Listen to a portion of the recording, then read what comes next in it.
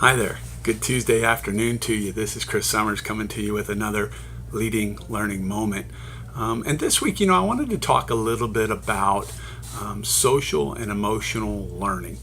We've had some very tragic events over the last month or two in public education, most recently another shooting in Santa Fe, Texas. And while the discussion goes on about gun control or how do we make buildings more secure and safer for our students, I think those are all valid conversations and ones that need to be had. I want to go in a different direction in terms of what educators, leaders, teachers, and even legislators can look at in supporting our students who are clearly communicating to us that they're struggling with their social and emotional learning and how to cope with the challenges that life presents us on a day-to-day basis. It's my sincere hope that as the legislature looks at ways in which they can better support schools in terms of safety for students, that they would really examine social emotional learning and perhaps introduce funding that would give districts another revenue source to provide either additional counselors, perhaps staff that can be in charge of social and emotional learning, and then certainly provide some avenues to have a curriculum around social emotional learning that could help students. You might be wondering, if you're not in education, what is social emotional learning? And really what that focuses on is how students cope with the challenges that present them on a day-to-day basis. And it's how do they control their executive functioning, which is sort of their immediate responses to stimulus that's going on around them. How do they understand themselves and others around them?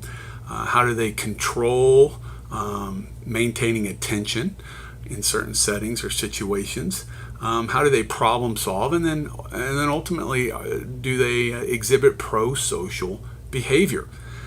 Obviously, we have students in schools today that are struggling with this. Just in today's paper here on May 29th, on the Texas Tribune, they had an article about the record number of kindergarten through second grade students who are being suspended from school.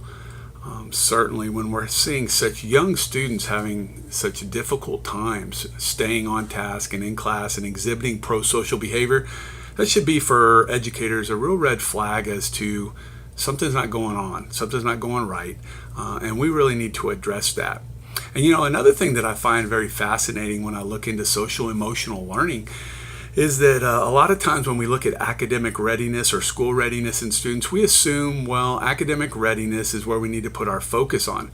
But actually, there's quite a bit of research now that shows that when we increase the social and emotional learning of our students, it's actually a better predictor of academic performance than even past academic performance.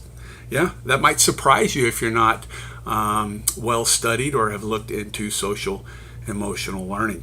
And so I think in this day and time, with the challenges before us as public educators, I think we're at a point where we really need to take a look at social emotional learning and the curriculum and the supports that we have in place in our districts to support our students. What that looks like, well, it could look like a lot of things.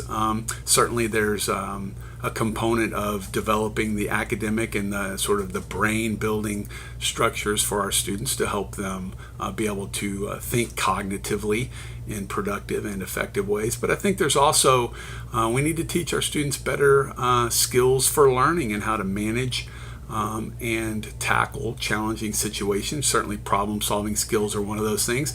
We also need to work more on empathy and how do we help students to understand what they're feeling and what other people are feeling to be able to make that connections. And then we also need to work on being able to help our students better manage their emotions. More and more we're seeing students have a really difficult time managing emotions, whether it's sadness, grief, anger, frustration, a host of behaviors that just really seem to put them in a spiral where they're not able to act in a productive and a positive way for themselves and for others in the classroom. Now, when we focus on social and emotional learning, there's some intermediate and some long-term outcomes that the research says show benefit. And so What are some of those intermediate outcomes? Well, when we focus on social emotional learning, and we have an actual curriculum going on in the district, and we actually have staff that can help implement that curriculum and then provide the additional psychological supports for our students, we see increased social emotional competence in students. We see better self-regulation in our students, better overall classroom behavior for those students. And we, as I mentioned before, we see academic behavior or academic progress improve. And so we should really be focused on that. We see things like attendance go up, on-task behavior improve, and task completion improve. So our students that are dealing with ADD, ADHD, perhaps oppositional defiant types of behaviors, they really benefit from social emotional learning programming. And then the long-term outcomes, which is really where we should be focused on, is we see increased school success, and that's academically as well as socially. We see better school connectedness and belonging. Certainly students who come to school and aim to injure or hurt or kill their classmates, there's an issue there with connectedness and feeling of belonging. And so we really need to try and address that in our public schools. Also, there's improved peer relationships when we have a productive social emotional learning curriculum in place. And then we also see students better able to externalize or internalize behavior patterns and make better choices that improve their own lives and the lives of those around them. And so it's my hope that as we move forward in looking at how do we address school violence or out of school suspensions and just a host of things that are challenges to public education, that we look at social emotional learning. And I challenge educators, leaders, teachers, and our legislature to take a look at social emotional learning and the role it can play, not only in supporting our students with their behavior, but also supporting them in academic success and building them into the students and the leaders that we want them to be in the future. So I want to thank you for taking a few moments today and listening to this Leading Learning Moments, and I hope that you make it a great Tuesday.